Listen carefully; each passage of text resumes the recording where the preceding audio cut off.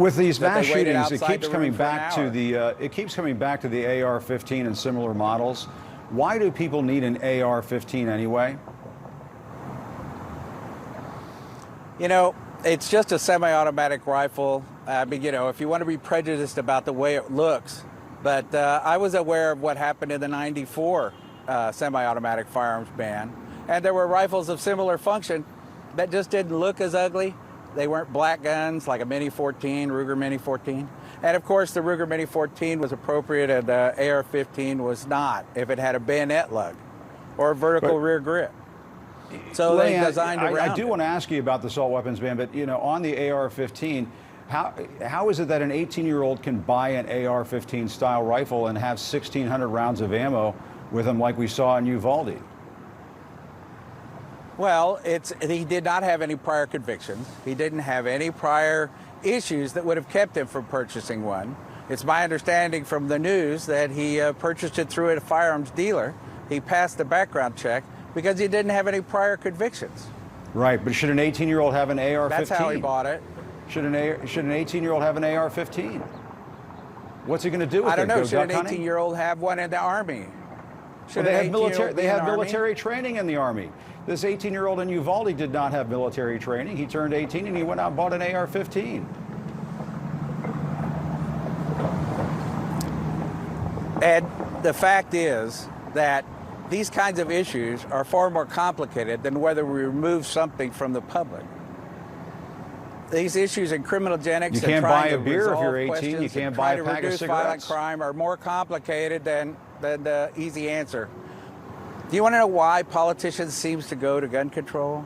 Because it doesn't cost them any money. It is so telling that when Jim Acosta first asks this NRA board member why people should have an AR-15, that this guy first says that the issue here is that people are prejudiced about the way that it looks, that it's scary and intimidating, and that is where the issue lies. And look, maybe I'm off base, maybe I'm out of touch here, but I'm pretty sure that the reason we're taking issue with an AR-15 is less about how it looks and more about the fact that it's been used in almost every high-profile mass shooting in the last decade. From Sandy Hook to San Bernardino to Pulse nightclub in Orlando to Sutherland Springs, Texas to Las Vegas to Parkland to Uvalde, Texas just this past week.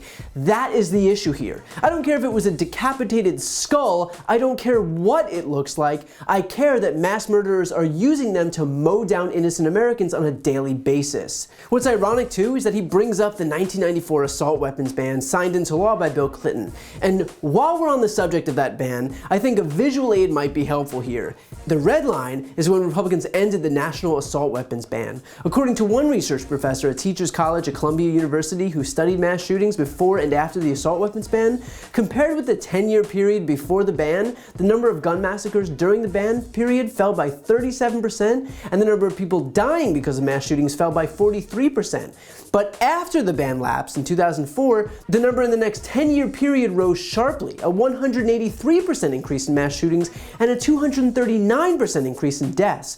So again, while this guy brings up the assault weapons ban to discuss which guns look the spookiest, the reality is that the assault weapons ban was actually effective in terms of preventing these mass shootings, which was put on full display by the fact that shootings exploded once the ban elapsed. But most damning here is when Jim Acosta asks how it is that an 18-year-old could buy an AR-15 and 1,600 rounds of ammo. The NRA board member explains that the shooter was able to purchase all of it because he didn't have any prior convictions, and so nothing showed up on a background check.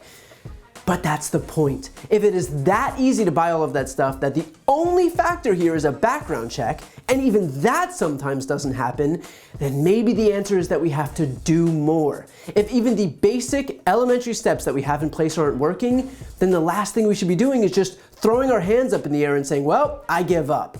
When the workplace had poor safety standards way back when and people died in fires, they didn't just say, oh well, they did what they could, they followed the standards. No, they changed the standards. And then people were safer. When cars aren't safe, we change the standards. When buildings aren't safe, we change the standards. When roads aren't safe, when food isn't safe, when drugs aren't safe, we change the standards. So let's not pretend that the only option here is a simple background check and then there's just no other solution on God's green earth beyond that. Acosta goes on to repeat his question and ask why an 18-year-old should have an AR-15, and the NRA guy responds with yet another cell phone saying, I don't know, should an 18-year-old have one in the Army? Here's the thing. In the military, you have to qualify to prove that you're proficient in your weapons every year. You have to take mental assessments. Generally, you don't store your weapons in the barracks while you're training. If you have your own weapon, the military stores that weapon for you. Meaning the restrictions put in place by the US military, the same entity that this NRA board member is using as a scapegoat, are more restrictive than the rules that have to be followed by any random 18-year-old who has a computer and a credit card. So just fair warning to the NRA lackeys out there, maybe the whole 18-year-old in the military talking point isn't doing your argument any favors.